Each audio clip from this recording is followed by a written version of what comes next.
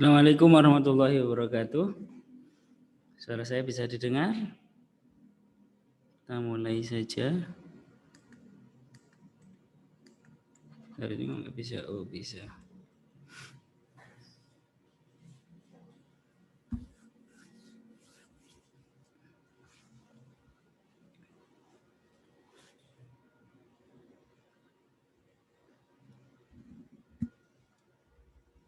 Halo, suara saya bisa didengar? Bisa, Pak. Oke.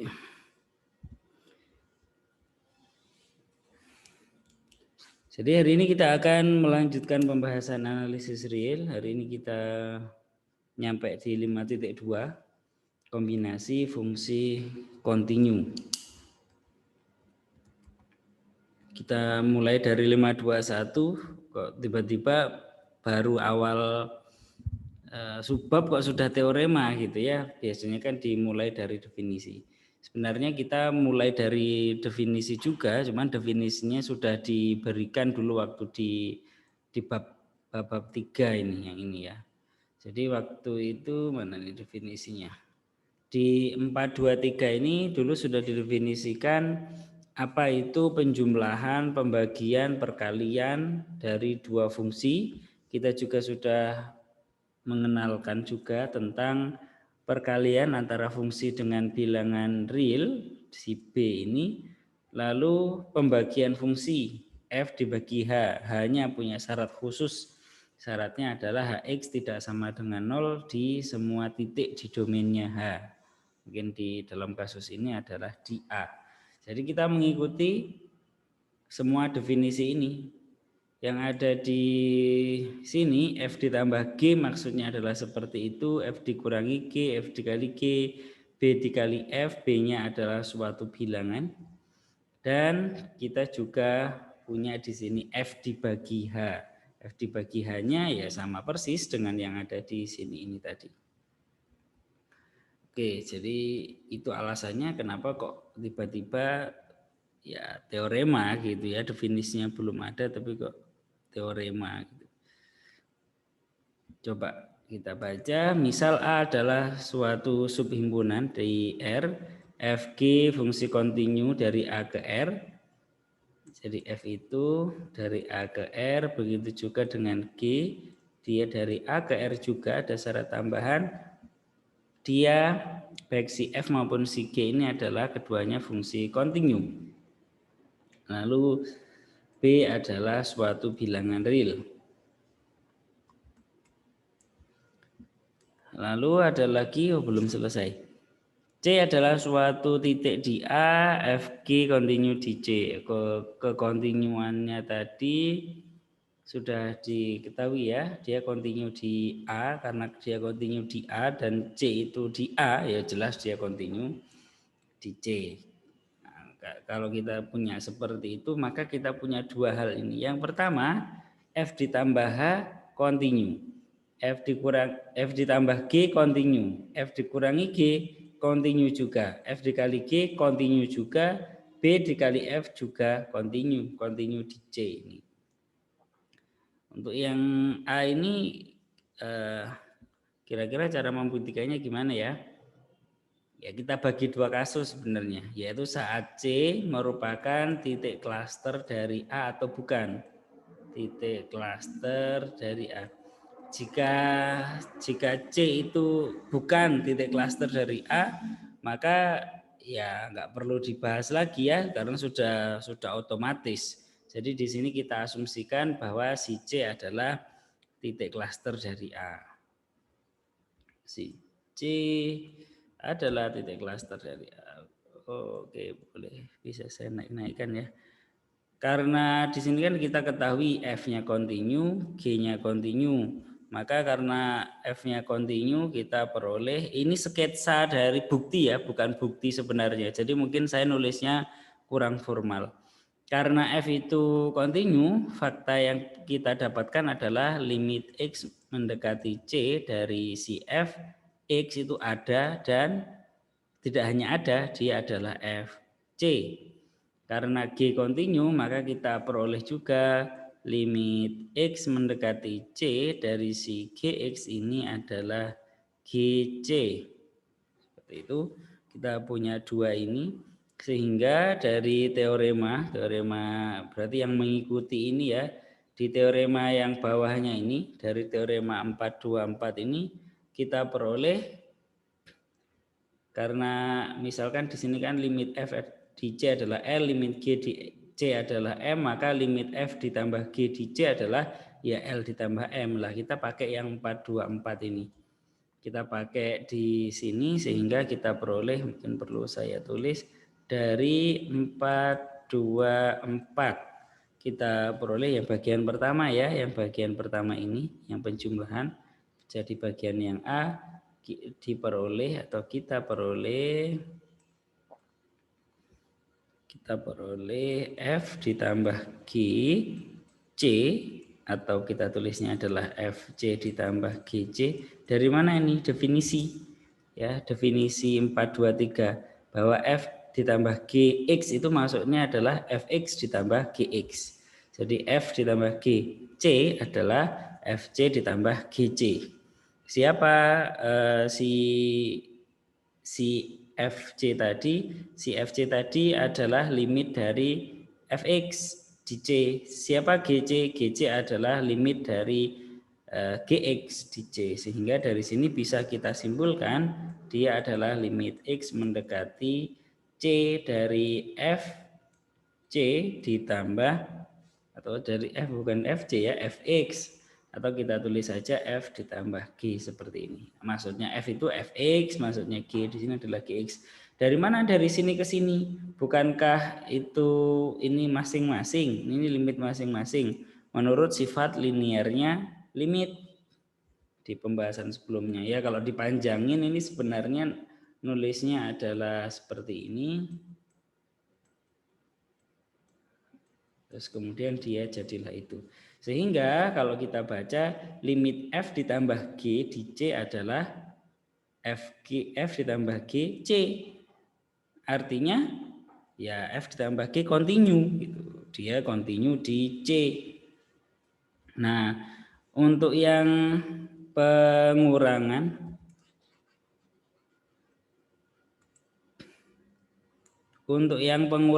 perkalian dengan skalar nggak perlu saya bahas ya, daripada terlalu lama video ini kelas kita ini, daripada terlalu lama. Sudah agak siang juga, mungkin kalian sudah agak lemes-lemes gimana gitu ya. Mungkin saja ada yang nggak sahur gitu. Jadi yang F dikurangi G, FG, BF itu sama, analog dengan yang tadi barusan saya tuliskan. Jadi kita pakai 423 karena definisinya, kita pakai 424 karena sudah dibuktikan nilai limitnya ini. Limit dari FG, limit dari F dikurangi G, limit dari B dikali F. Oke, wes langsung saja ke yang kedua. Jika H adalah suatu fungsi kontinu dari A ke R, C ada di A, kita tadi untuk C tidak titik klaster kita tinggalkan karena terlalu sederhana, terlalu mudah. Langsung saja berarti ini sudah benar AB ini. Kita asumsikan C adalah titik klaster dari A. Terus kemudian di sini si H ada sifat tambahan, dia tidak sama dengan 0 untuk setiap X di domainnya. Artinya ya kita masuk akal membangun F dibagi H. Kalau sampai ada satu saja X ya, satu saja, ini kan definisinya menurut di teorema di definisi ini 423 ini definisinya adalah dia Fx Hx ini. Kalau ada satu saja X sedemikian sehingga Hx sama dengan 0, maka F per H X tidak terdefinisi karena di sini ada pembagian dengan 0. Oke, jadi ya memang dia harus tidak sama dengan 0 untuk semua X di domainnya H. Ternyata kita punya juga F dibagi H itu kontinu juga di C. Oke, cara membuktikannya bagaimana? Lagi-lagi ya kita minta bantuannya 423, 424 tadi. Karena C itu ada di A, maka HC apakah mungkin sama dengan 0? Tidak mungkin. Karena di atas tadi sudah dikatakan Hx tidak sama dengan 0 untuk setiap X di A. Sedangkan C di A, maka Hc ya pasti tidak sama dengan 0. Nah, terus Hc itu adalah, atau kebalik ya, limit X mendekati C dari Hx itu adalah Hc. Kenapa? Karena hanya kontinu. Maka kalau kita pakai yang ini juga limit dari F per H di C adalah L dibagi H. Maka kalau kita gunakan teorema tadi ya bisa aja kita tulis F per H C begini ya. Yang sama dengan F C dibagi HC menurut definisinya di 423-nya. Ini adalah limit X mendekati C dari Fx dari mana? Karena F kontinu di C menurut ya di sini tadi di hipotesanya.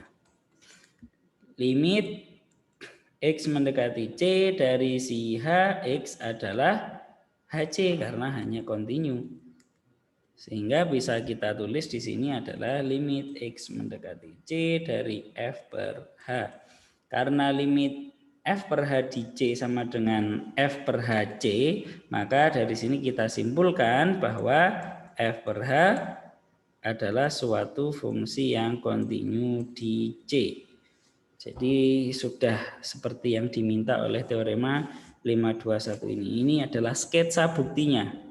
Mungkin tulisannya kurang rapi ya karena masih sketsa saja. Terus kemudian ada teorema lagi. Nah, teorema ini sebenarnya akibat dari yang ini saja ya. Akibat saja. Kenapa? Karena dia kontinunya tidak di suatu titik, tetapi di suatu himpunan. Kalau tadi misalkan dia si F dan G itu kontinu di C untuk setiap C di A, seolah-olah jadi begitu ya. Maka ya ini mengikuti dia kontinu di C juga, C-nya di A. Ini pasti kontinu di C juga, C-nya di A. Yang ini ya, kontinu di C juga untuk setiap C di A. Jadi 522 ini saya tidak perlu membuktikannya karena buktinya ya sama persis di 521 tadi. Bedanya di sini adalah kontinunya bukan di satu titik tetapi kontinunya di suatu himpunan. Oke. Himpunannya tertentu ya, himpunannya adalah si A tadi, si A yang menjadi domainnya tadi. Oke, nah mungkin ya, kalau di buku itu ada catatannya, ada catatan untuk mendefinisikan pembagian itu F dibagi H ini. Biasanya yang kita lakukan adalah gini, misalkan saya mendefinisikan suatu fungsi si V, misalkan ya, V itu adalah suatu fungsi dari A ke R himpunan semua bilangan asli itu. Terus kemudian karena di sini A, saya biar kelihatan kalau ada hubungannya, saya mendefinisikan A1 itu sebagai himpunan dari semua bilangan real yang ada di A, ini, tetapi ada syaratnya. Syaratnya Vx-nya itu tidak sama dengan 0. Artinya F per H itu terdefinisi di A1. Ya. Bukan F per H ya. Nanti ini kita masukkan ke sini jadinya F per V. Kalau kita membuat suatu fungsi V seperti ini, terus kemudian kita batasi domainnya di A1, maka F per V pasti terdefinisi karena V tidak sama dengan 0. Dari mana tahu? Ya dari cara kita membangun si A1 tadi. Sehingga kalau sudah terdefinisi, ini biar agak urut-urut lah.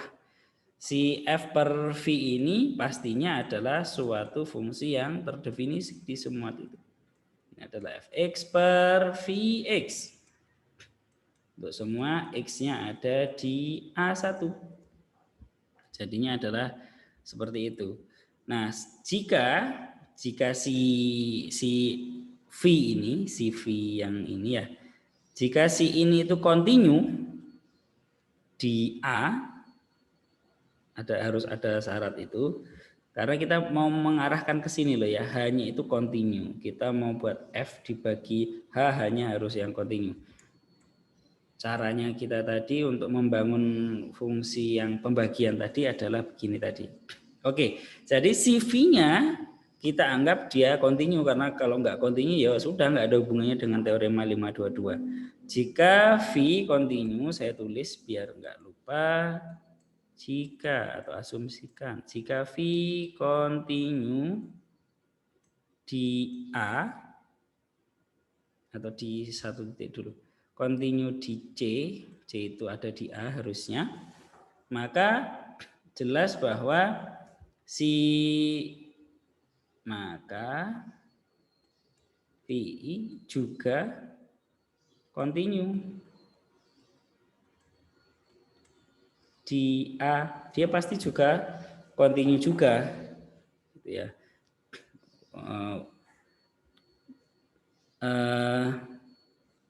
Di si restriksinya tadi di A1.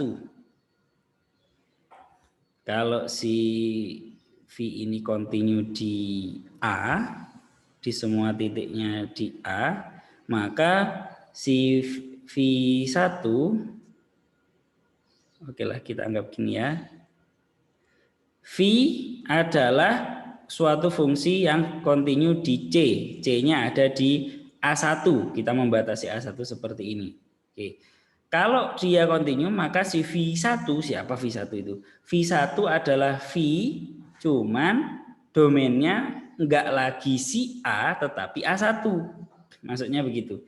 Jika V kontinu di A1, maka V1 pasti juga kontinu di A1 juga. Dengan demikian, maka F per V1 kontinu di C. Loh kok bisa? Karena VI tadi kontinu di C, maka menurut teorema di sini ya, F per H, hanya tadi kontinu. Maka F per V ini pasti juga kontinu di C, C-nya ada di A. Seperti itu. Di A1 ya, di A1 karena tadi V1-nya kita batasi domainnya hanya di A1 saja. Sedangkan karena gimana ya, ngomongnya mulai dari mana dulu ini yang lebih tertata.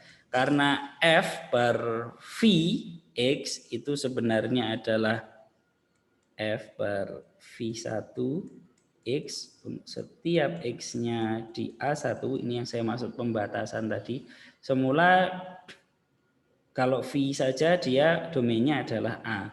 Kemudian saya membangun A1, dia adalah himpunan semua bilangan real yang ada di A, sedemikian sehingga Vx yang tidak sama dengan 0, karena saya mau menghindari pembagian dengan 0. Karena dia A1 sekarang A-nya sudah saya batasi, maka ini juga tidak bisa lagi si V yang lama, kita sebut saja V1, yaitu V yang domainnya sudah dibatasi. Jadi enggak lagi A, tetapi dia adalah A1. Karena FVX itu sebenarnya FV1X untuk X-nya di A1, ya. Kenapa kok sama? Ya karena tadi ini memang sama cara kita mendefinisikannya. Yang membedakan cuman domainnya. Dengan demikian, kalau si F ini coba warna biru. Kalau si F ini kontinu,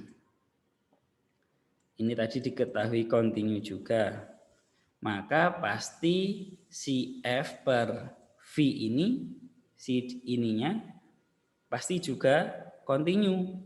Ya, kontinunya di mana? Kontinu di A1. Nah, cara kita membangun suatu fungsi kontinu, fungsi yang merupakan pembagian dari fungsi lain itu biasanya seperti ini. Ini bukan bukti dari ini ya, ini adalah ya catatan kita saja kalau kita mau membangun F per H itu bagaimana. Mengenai buktinya ini sudah saya bilang tadi, buktinya sama persis di 521.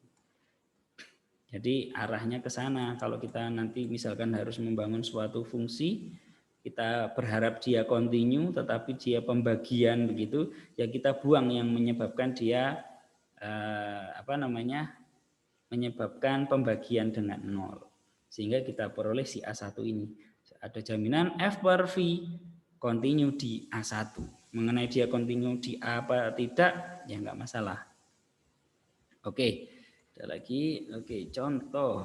Kalau contoh paling nggak terlalu lama ya. Di sini contoh yang pertama adalah polinom. Misal P adalah suatu fungsi polinom. P misalkan bisa kita tulis dalam bentuk A n x pangkat n ditambah A-1 x pangkat n-1 dan seterusnya sampai A0, di mana AI-nya itu adalah bilangan real, N-nya adalah bilangan asli, terus kemudian si polinom ini domainnya adalah himpunan semua bilangan real, kita misalkan itu, maka dari contoh 425F, contoh 425 yang F, jadi kita mengikuti yang ini ya. Sepertinya dulu pernah saya jelaskan untuk yang F ini, coba nanti saya cek lagi.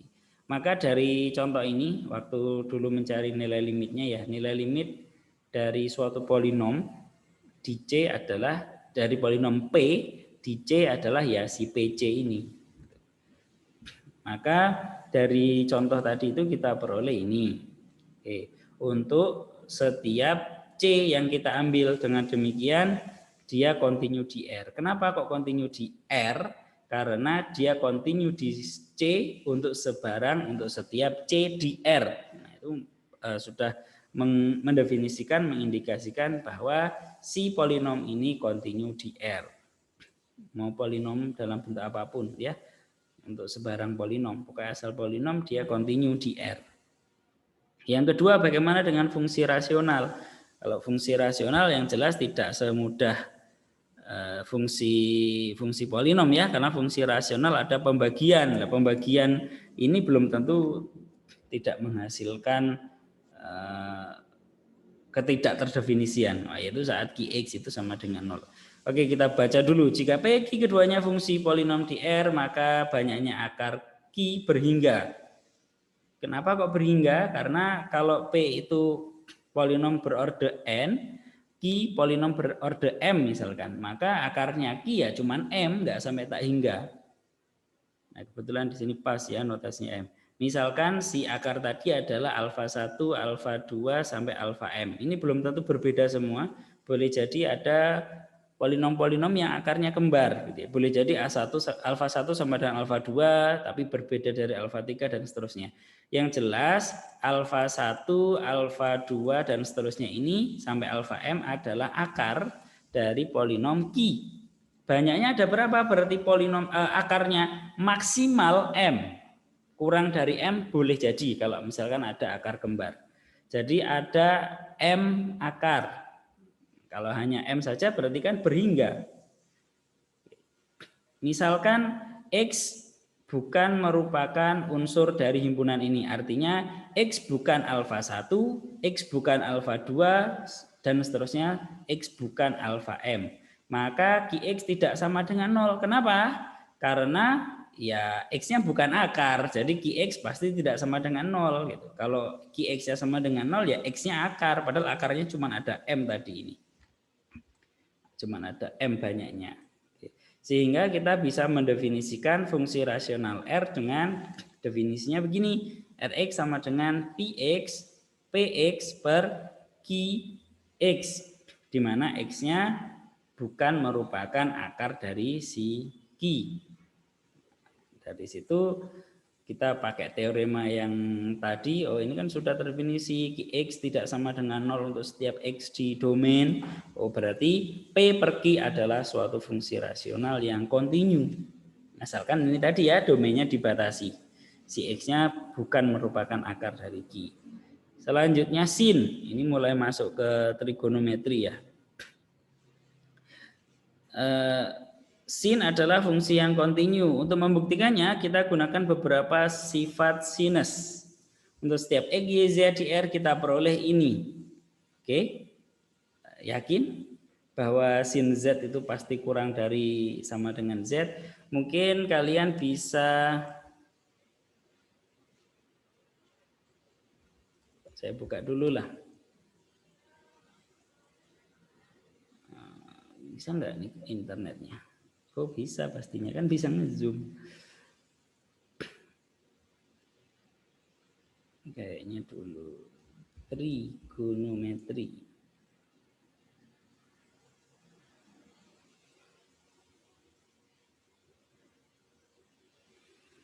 Kalau yang kita pelajari di kuliah ini kan fungsi trigonometri yang didefinisikan bukan oleh segitiga tetapi oleh lingkaran. Sebentar, kayaknya ada yang lebih bagus lagi representasinya. Saya carikan. Waktu saya gunakan untuk membuktikan di limit. Ini.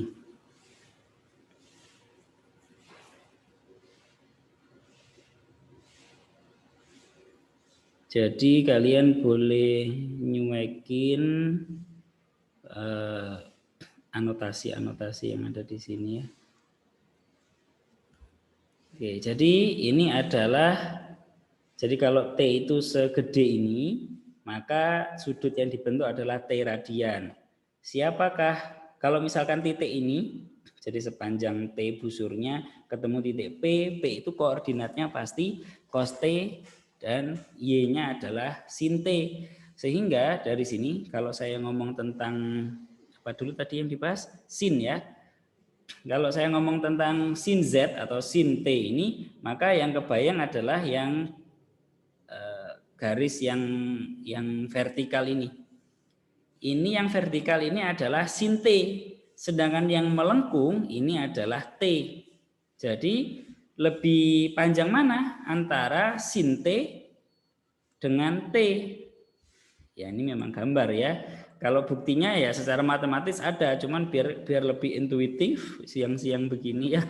Kalau nggak intuitif mikirnya harus banter, nanti bingung. Puasa-puasa.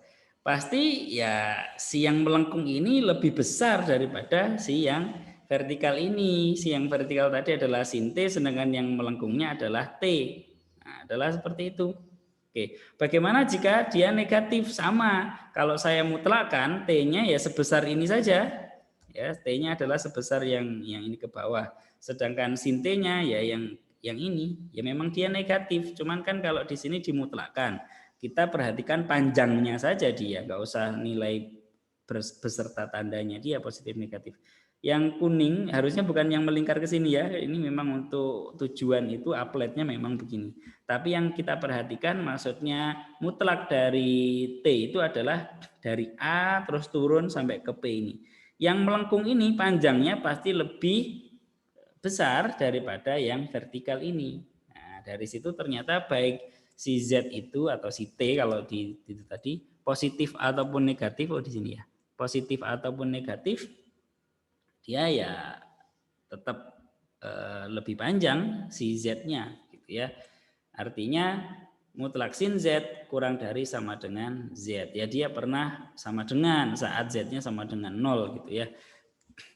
Terus yang kedua bahwa cos Z tidak lebih dari 1. Kalau ini mudah, nggak perlu kita pakai simulasi tadi ya. Karena sin itu memang, sin X itu memang merentang dari min 1 sampai 1. Begitu juga dengan cos Z gitu ya, dari min 1 sampai 1. Artinya mutlak dari cos Z pasti tidak lebih dari 1. Di kalkulus juga atau di waktu SMA juga kita, aduh kok ketutup. Kita punya ini, kok enggak transparan ya.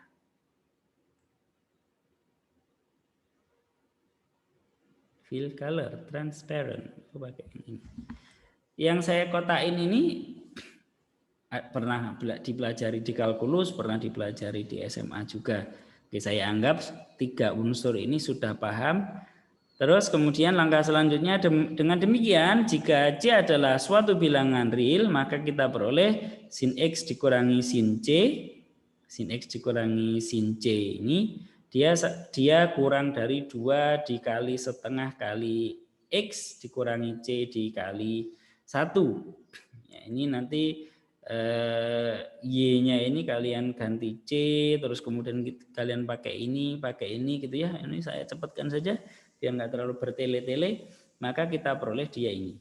Kalau kita baca mutlak dari sin X dikurangi sin C itu kurang dari sama dengan X dikurangi C. Dengan demikian, sin adalah fungsi yang kontinu di C. Dan karena C-nya tadi ngambilnya sebarang gitu ya, jadi kita putuskan, kita simpulkan sin ini adalah suatu fungsi kontinu di R, di himpunan semua bilangan real, yaitu domainnya si sin tadi. Oke. Terus selanjutnya Cos pun juga demikian, yang dipakai juga ini saja ya, nggak usah saya jelaskan. Terus selanjutnya atau pakai cara ini wes, kan sudah terbukti sin adalah suatu fungsi yang kontinu di R. Nggak usah pakai cara yang begini-begini wes, tulis saja si cos X itu sebagai sin X yang digeser ke kanan pi per 2 satuan. Terus kemudian sin X untuk semua X dia kontinu. Sin Y untuk semua Y di R dia kontinu ya. Kita anggap aja dia Y atau P atau Q atau yang lainnya gitu ya. Oke, jadi cos X adalah sin X yang digeser ke kanan pi per 2 satuan atau digeser ke kiri juga sama. Digeser ke kanan atau ke kiri. Kalau ke kanan harusnya bukan pi per 2 ya, tetapi 3 per 2 pi. 3 per 2 pi. Itu kalau digeser ke kanan. Atau digeser ke kiri, pi per 2. Terus kemudian fungsi yang lain, fungsi trigonometri yang lain, tangen, kotangen, sekan, kosekan, itu kontinu ada embel-embel di domainnya. Karena tangen itu kan sin X per cos X, maka jelas untuk cos X sama dengan 0, dia tidak kontinu karena tidak terdefinisi. Ya, begitu juga untuk kotangen, cos X per sin X, sekan sepercos, kosekan sepersin. Gitu ya, itu pasti tidak kontinu di semua titik di bilangan real, cuman dia kontinu di domainnya. Gimana cara membuktikannya? Di sini dicontohkan. Ambil salah satu saja lah. Ambil yang kotangen. Itu kan definisinya adalah adalah cos X per sin X. Tadi sudah ada syarat sin X-nya itu tidak sama dengan 0. Karena kalau sin X sama dengan 0, berarti X bukan termasuk domain dari kotangen. Berarti sudah ada jaminan dia tidak sama dengan 0. Masa depan cerah itu sudah sesuai dengan seperti kita membuktikan fungsi rasional tadi. Penyebutnya tidak akan pernah 0. Karena ini kontinu, maka menurut teorema tadi, kalau F kontinu, H kontinu, maka F per H kontinu juga, asalkan hanya tidak sama dengan 0 untuk setiap X asal Hx-nya tidak sama dengan 0 untuk setiap X di domainnya. Sedangkan untuk yang tangen, sekan, kosekan, cara membuktikannya sama.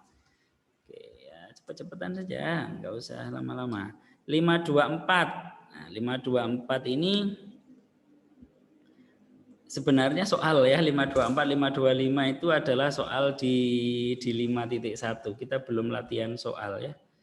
Kita belum latihan soal 521. Mana 521? Bukan 521. 51.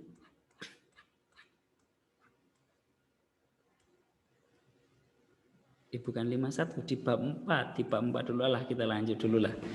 Yang saya maksud itu apa?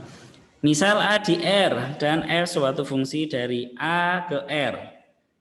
Terus kemudian kita definisikan mutlak F itu sebagai ini. Jadi kalau saya tiba-tiba memutlakkan F itu maksudnya adalah dia adalah Fx untuk setiap X di domainnya A. Kalau saya definisikan seperti ini, maka F kontinu di C. Jika F kontinu di C, maka mutlak dari F pasti kontinu di C juga. Jika F kontinu di A, maka mutlak F kontinu di A. Kalau kita sudah dapat A, pasti sudah dapat B, ya, karena kita ambil di sini untuk setiap C di A. Ya, langsung saja bisa kita simpulkan yang B. Masalahnya bagaimana cara kita membuktikan yang bagian yang A ini.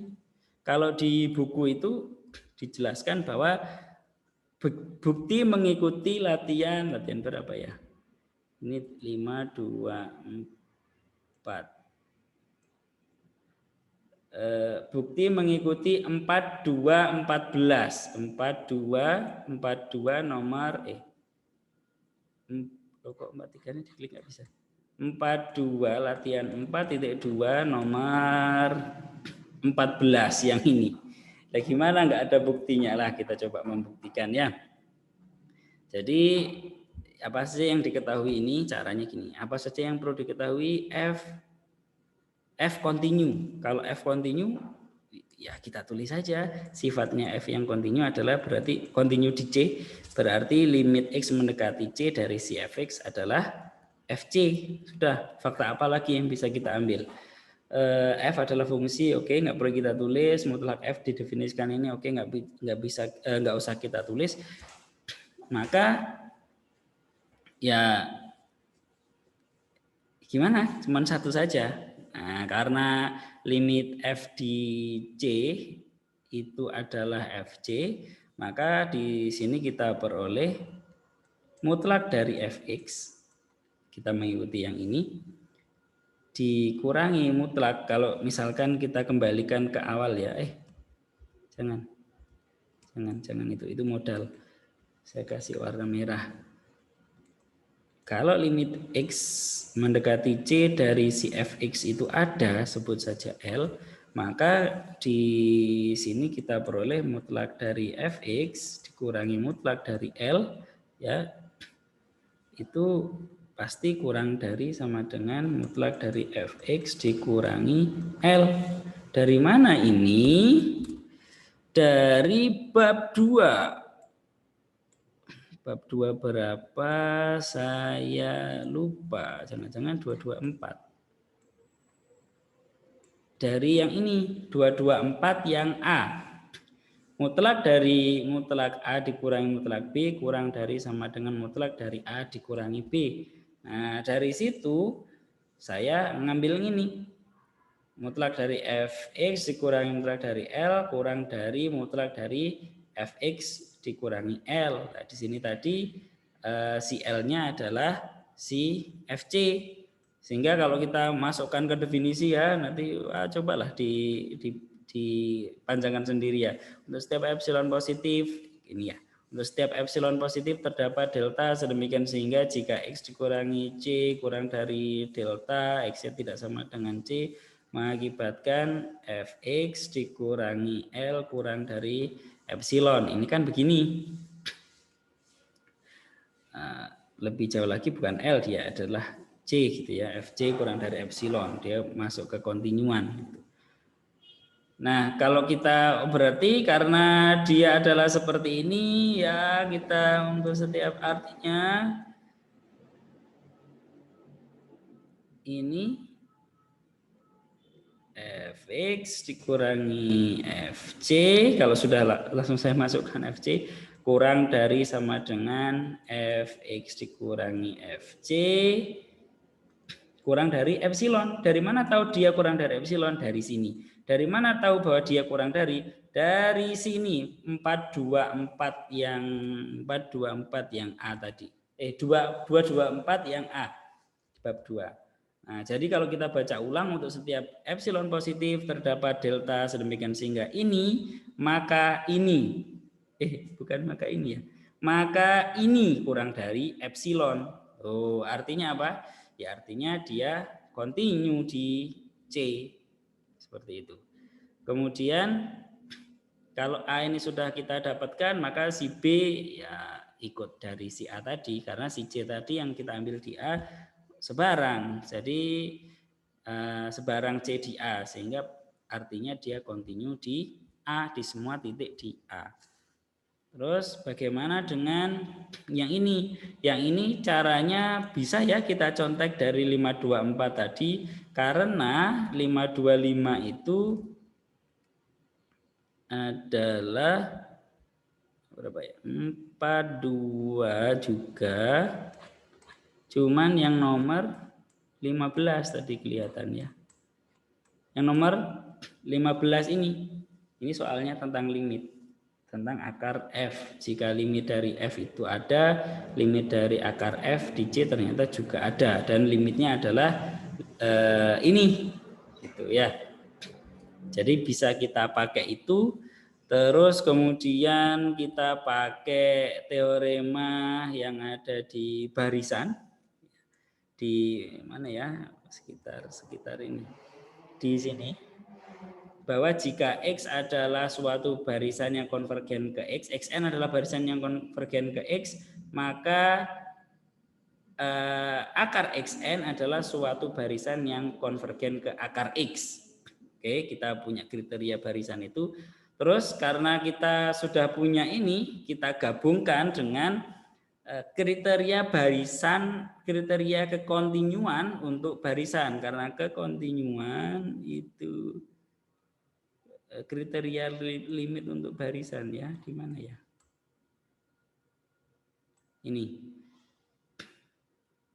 Jika limit F di C itu adalah L, maka kita peroleh jika Xn ke C, maka Fxn konvergen ke L. Begitu juga dengan sebaliknya. Sehingga dari alat-alat tersebut ya, kita bisa membuktikan ya, kita buktikan yang A saja karena yang B mengikuti. F continue di C, maka akar F continue di C. Oke. F continue di C artinya limit X mendekati C dari F itu adalah FC karena dia continue, limitnya ada dan limitnya sama dengan nilai fungsi. Atau kalau kita tuliskan menggunakan gaya kriteria barisan, ini saya taruh di bawah sini ya. Saya taruh di sini. Maka jika Xn konvergen ke C, maka si Fxn yaitu akar tadi, akar dari Xn, barisan ini dia konvergen ke Fc. Ya, karena kita punya ini, ya, sehingga Xn konvergen ke C, Fxn konvergen ke Fc. Siapa Fxn tadi? Akar Xn. Siapa Fc-nya? Akar C. Sehingga dari sini kita tahu ternyata akar F itu juga suatu fungsi yang kontinu di C. Untuk setiap C di A. Sehingga ya dia kontinu di A. Kita simpulkannya adalah seperti itu. Oh, masih ada lagi. Komposisi suatu fungsi. Nah, selanjutnya kita akan akan kita tunjukkan jika suatu fungsi, sebut saja F itu misalkan dari A ke R, ini harus sangat tertentu ya, karena kita ngomong tentang komposisi harus tahu siapa yang kemana dulu ya. Misalkan ini kontinu di C, saya punya fungsi yang kedua, sebut saja G. G itu adalah suatu fungsi dari B ke R. Saya urutkan saja namanya ABC gitu ya. Terus kemudian dia kontinu di B. B-nya itu ada di R. Dan tidak hanya itu, B itu adalah FC. Ya. Terus yang ya sudah dua ini aja. Jadi saya punya ini A, gimana ya nulisnya? Oh, garis saja wis. Sini A, di sini B, di sini C. Atau si R, C-nya adalah si R. A dipetakan ke B, B dipetakan ke R. A dipetakan ke B oleh G, oleh F, B dipetakan ke R oleh si G. Jadi di sini adalah F, di sini adalah si G. Siapa yang dipetakan? Semua A. Karena itu syarat dari fungsi A-nya semuanya harus dipetakan. Apakah dipetakan ke semua yang ada di B? Belum tentu. Ya, ada kemungkinan dia petanya cuma sedikit. Tidak semua B, karena fungsi tidak harus pada, tidak harus onto. Dia boleh jadi fungsi yang ya fungsi saja, gitu ya, fungsi saja. Gitu. Terus kemudian si B ini belum tentu ke semua unsur dari R juga. Nah, kita anggap seperti inilah. Jadi kita tadi tahu bahwa si F continue di titik C. Kemudian G continue di B, B-nya tertentu. Saya kasih warna biru aja biar kelihatan. G-nya di warna biru, ini adalah si B itu adalah FC. Ya. Kemudian B itu dipetakan ke suatu titik di sini GB. GB ya berarti G dari FC ini. Terus kemudian di sini yang jelas kita asumsikan apa? Direct image dari A harus ada di B. Kalau nggak gitu berarti ada satu titik di A yang dipetakan keluar B, ya, di luar dari B. Terus ini nggak bisa lagi ke sana. Kenapa? Karena G itu domainnya B. Jadi biar komposisi ini berjalan, ya secara otomatis lah kita bisa menyimpulkan atau bisa mengasumsikan kalau nggak diberikan bahwa direct image dari A atau FA itu adalah subset dari B. Nah, kita akan memprosesnya akan ke sini. Oke, baru kita teorema ya, ini baru penjelasan tentang komposisi. Jika A, B ada di R, F dari A ke R, G dari B ke R. Suatu fungsi sedemikian sehingga FA subset dari B. Alasannya kenapa harus dia subset? Alasannya sudah saya jelaskan tadi. Jika F continue di titik C dan G continue di FC, maka komposisi G komposisi F, G komposisi Fx itu sama dengan GFX begini. Dia continue di C. Jadi dari C sini dipetakan ke suatu titik entah apa ya. Sebut saja titik apa? Titik K yang belum dipakai. Ini yang namanya adalah titik K. Maka si G komposisi F tadi adalah suatu fungsi yang continue di C.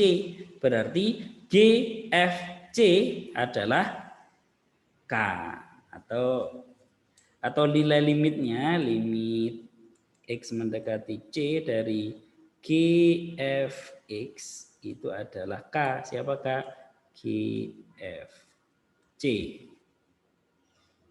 Adalah seperti itu. Nah, buktinya gimana? Buktinya ini agak panjang nih ya. Jadi saya buat lagi, saya akan menjelaskan. Saya akan menjelaskan agak pelan-pelan. Waktunya sudah enggak memungkinkan untuk ngomong banter, untuk mendengarkan kuliah banter-banter ya, mikir banter tidak memungkinkan. Saya punya 3 di sini, A, B, C. Terus kemudian saya punya di G ini ada suatu himpunan, saya kasih warna biru. Himpunannya di sini adalah titiknya dulu ya, titik si K tadi ya. K atau GB lah, kita ngomongnya GB. Di GB ini pasti ada suatu lingkungan yang jaraknya epsilon. Taruhlah di sini. Ini adalah suatu lingkungan dari GB yang jaraknya adalah epsilon. Si himpunan ini, himpunan dari lingkungannya GB dengan jarak epsilon tadi, misalkan saya kasih nama W. Karena G itu continue di B, B-nya ada di sini, G tadi kan continue di B. Artinya pasti untuk setiap epsilon positif terdapat delta bla bla bla gitu ya. Jadi untuk setiap epsilon positif terdapat deltanya segini, sedemikian sehingga jika X itu unsur dari, misalkan ini saya kasih nama ya, biar ininya enggak panjang-panjang saya nulisnya. Jadi ini tadi saya kasih nama W, saya mengikuti buku saja. Ini saya kasih nama V. Untuk setiap X di V, saya di sini berarti notasinya sudah bukan lagi pakai mutlak, tetapi pakai notasi lingkungan yang dulu juga sudah kita kenalkan juga. Jika X di V, jadi terdapat delta sedemikian sehingga jika X itu ada di V, maka si Gx-nya itu ada di W. Ya kan? Untuk setiap epsilon positif terdapat delta sedemikian sehingga jika X ada di antara B min delta sampai B plus delta itu, maka si GB-nya, si Gx-nya ada di antara GB min epsilon sampai GB plus epsilon. Cuman membahasakan ulang saja. Oke, wes kita nggak usah ngomong X sekarang karena ini kan tertentu. Si ini tadi adalah C, si B punya nama sendiri loh, bukan hanya B, bukan hanya sebarang nilai, tetapi dia nilai yang sangat tertentu, yaitu peta dari C oleh F. Jadi ya bisa kita sebut dia sebagai FC. Jadi lingkungan dari FC dengan jarak delta.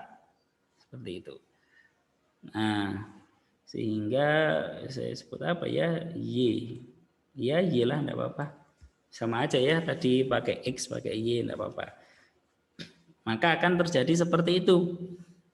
Dan karena F ini kontinu, maka terdapat U. Jadi ini kan delta ya. Karena dia kontinu, F kontinu itu kan artinya F kontinu. Untuk setiap epsilon positif terdapat delta positif sedemikian sehingga dia kontinu di C.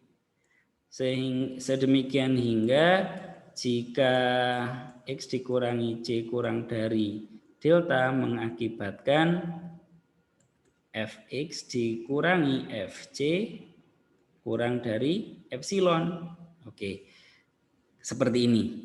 Ini nggak harus epsilon, ini cuman simbol saja. Ini nggak harus delta, cuman simbol saja.